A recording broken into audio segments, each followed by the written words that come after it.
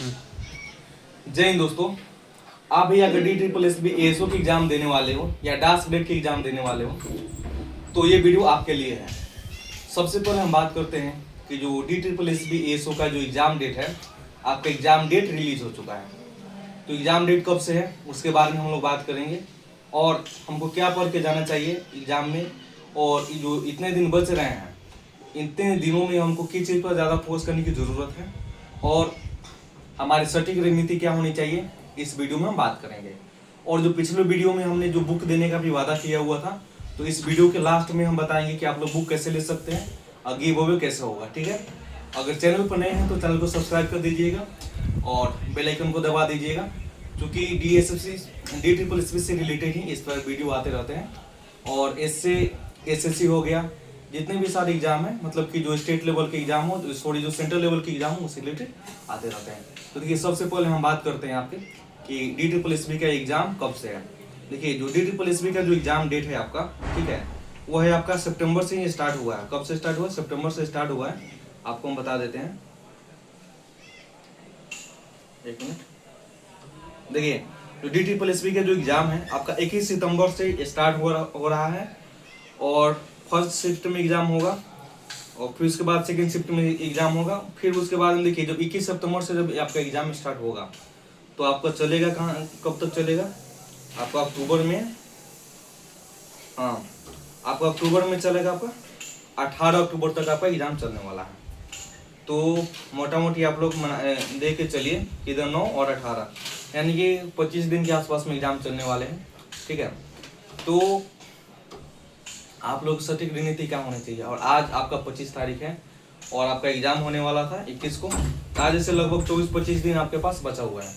ठीक है, तो इसमें आपको क्या करना है, तो देखिए, आप सभी को पता होगा ही कि जो इसका एग्जाम होता है 200 नंबर का होता है, 200 क्वेश्चन होते हैं और 40-40 नंबर का होता है, जिसमें 5 सेक्शन होते हैं आपका, हिंदी, इंग्लिश, रीजनिंग, मैथ और जीके।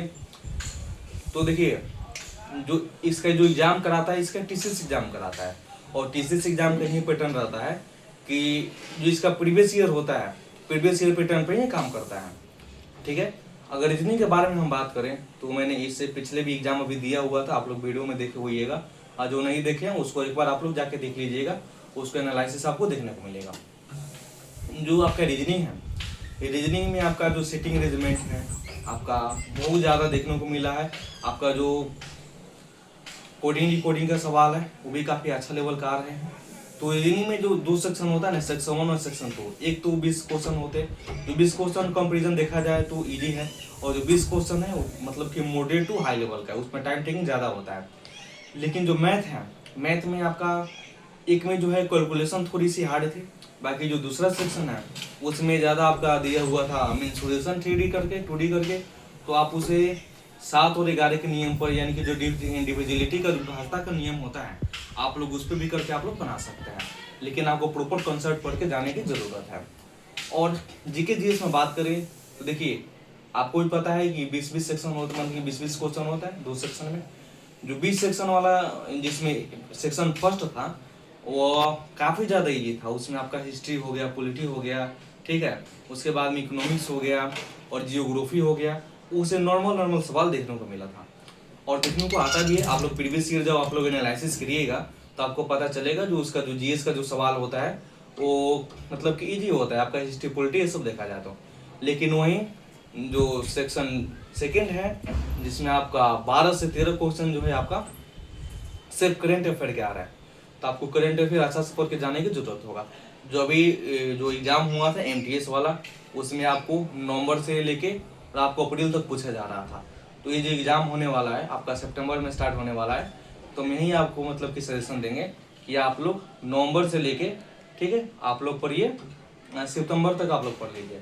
क्योंकि इतना दिनों का अगर लोग आप पढ़ के जाते हैं तो जितना भी इसके बीच में जो पूछेगा आप लोग उसका कवरेज हो जाएगा।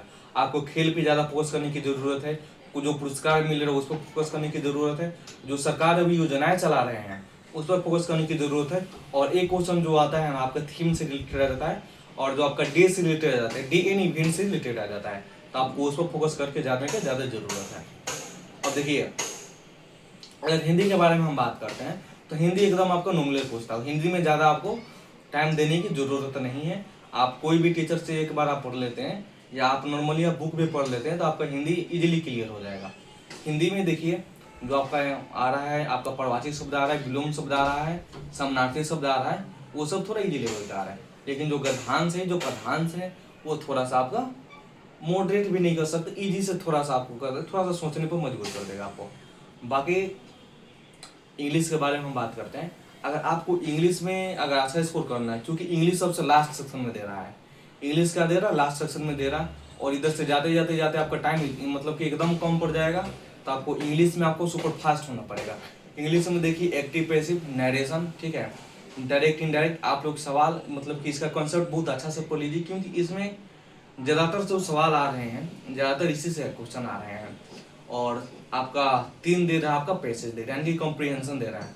कॉम्प्रिहेंशन थोड़ा सा देखा जाए तो ईजी लेवल की है, लेकिन वही लास्ट में आने की वजह से और टाइमिंग नहीं मिलने की वजह से आपको थोड़ा सा फास्ट करके जाना पड़ेगा, तब आप उसको बना सकते हैं। लेकिन कॉम्प्रिहेंशन पे आपको फोकस करने की जरूरत है, क्योंकि उसे 15 क्वेश्चन आ रहे हैं। एक्टिव पैसिव और साइनो इनटू जिसमें पूछता है आइडोमेन फ्रेज, OWS आप लोग एक बार कर लीजिएगा, फिर आपको ज़्यादा टेंशन लेने की कोई ज़्यादा ज़रूरत नहीं पड़ेगी। ठीक है, चलिए अब हम बात करते हैं आपसे मैथ के बारे में। जो मैथ होता है